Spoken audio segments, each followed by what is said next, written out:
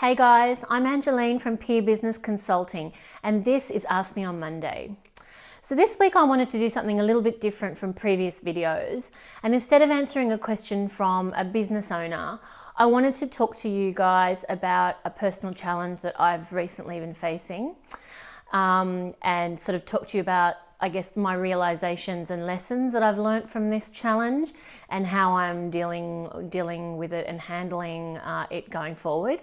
So now I know that I have some clients who've actually been through this before. And if this applies to you as well, then I hope this video resonates for you. And if it does, that you can pick up some tips along the way. And if nothing else, just for you to know that you're not alone in your struggles as a business owner, and that all of us face struggles from time to time. So let's get into it.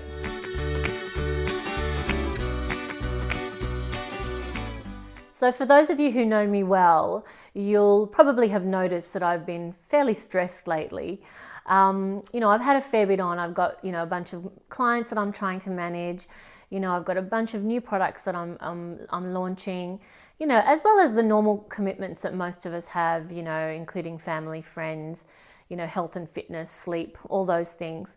But when I really sat down to think about where my stress was coming from, I realized that actually being busy wasn't the issue. In fact, busyness tends to motivate me, and it's actually something I normally thrive on. What it is worry over my cash flow situation. Now, I'm sure a lot of you have just heard that and gone, aha, Ange, I hear you. And, because it's such a typical business, problem that many of us face, particularly in your first few years of business, which I am in. So yes, we are talking about that dreaded issue of lumpy cash flows, which is exactly what I'm going through right now. Now, I suppose for me, it's a little bit of a shock to the system. I mean, number one, because I'm a coach and I talk about, so many ways to avoid this very situation. So I guess I should know better. But number two, because I came from a corporate background. So I've always had, lucky enough to have, fairly high paying jobs. Money has sort of never really been an issue. So really, this is actually the first time in my life I'm facing sort of a financial pressures. So I'm actually going to drill down for you what the last 2 and 3/4 years have looked like for me in my business. So I am laying it all on the line, and I'm being completely transparent to you. So here is what my cash flows year by year looked like for the last 2 and 3/4 years. So you can see from the chart that my year one revenues were pretty low. But I wasn't worried at that stage because I knew I was starting up a new business. So I had a bunch of savings that I was going to use as my startup capital.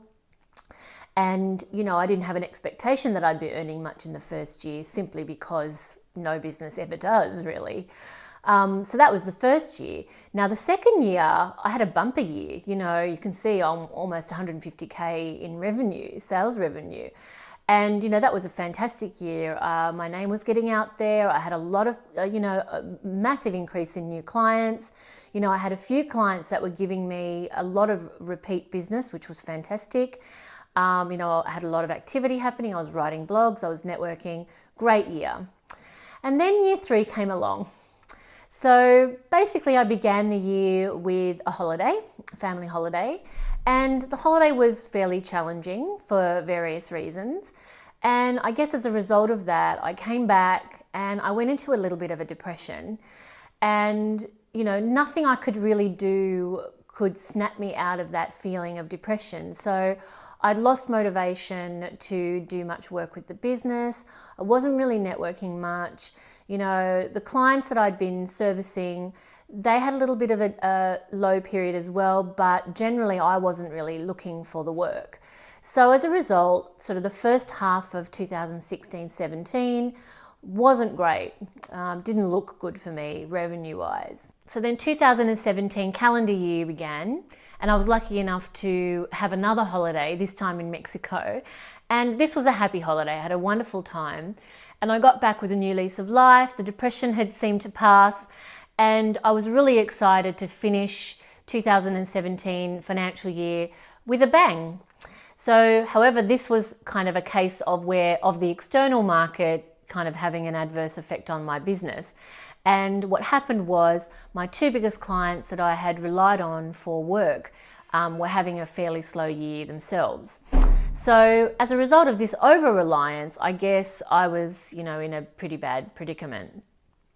So this has basically now forced me to sit down and really look at, what went wrong, what should I have done to avoid the situation, and what lessons have I learned as a result of this situation.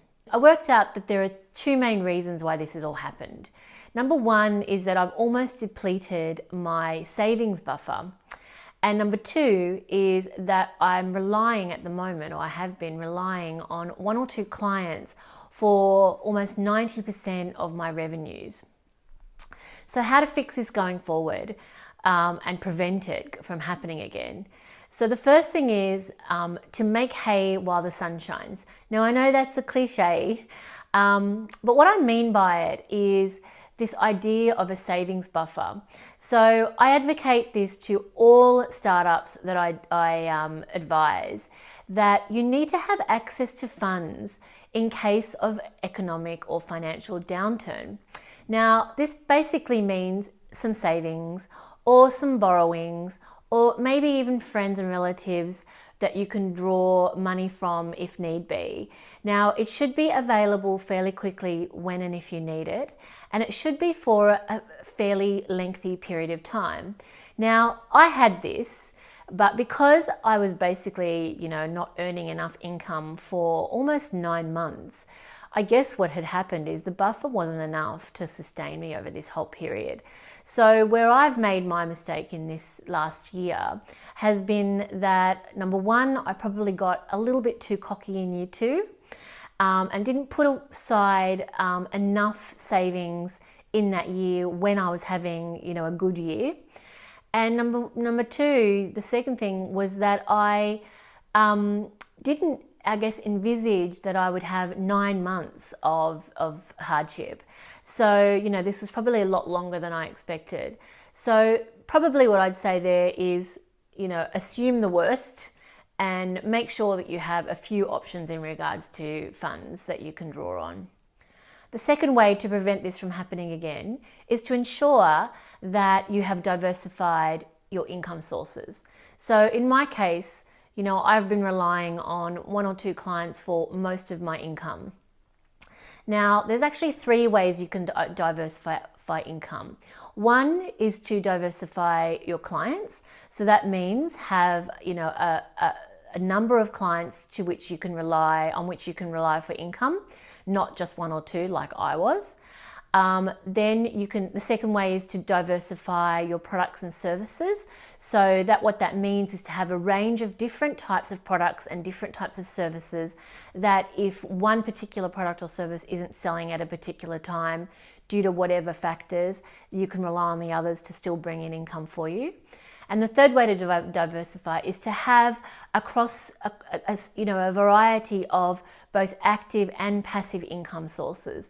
So what passive income is income that's coming in that doesn't require any extra time or resource effort from yourself or your staff. I'm sure that I will come out of my cash flow funk very soon. I've got a range of products that I'm looking to launch which will go a long way to increasing my passive income. I'm also reviewing my product and service offering in general to make sure that I'm spending, time and effort in the areas that have the highest earning potential. And also I'm heightening my sales and marketing efforts so as to win new business and reduce reliance on my top 2 clients. So lots happening. I do hope that today's video has been useful for you, and you've had a bit of a look into my personal situation. And I guess it tells you that even business consultants, don't always get it right, and I think for themselves. And we all struggle, but the key is not to let it get you down, at least for too long. review what's happened, try and assess where the issues are, make a plan, and then stick to the plan. That's Ask Me on Monday for this week. As usual, if you like the video, please hit like below, share it with your networks, and don't forget to subscribe to my YouTube channel so that you don't miss out on future videos. Thank you so much for watching. I will see you next Monday. Cheers, guys.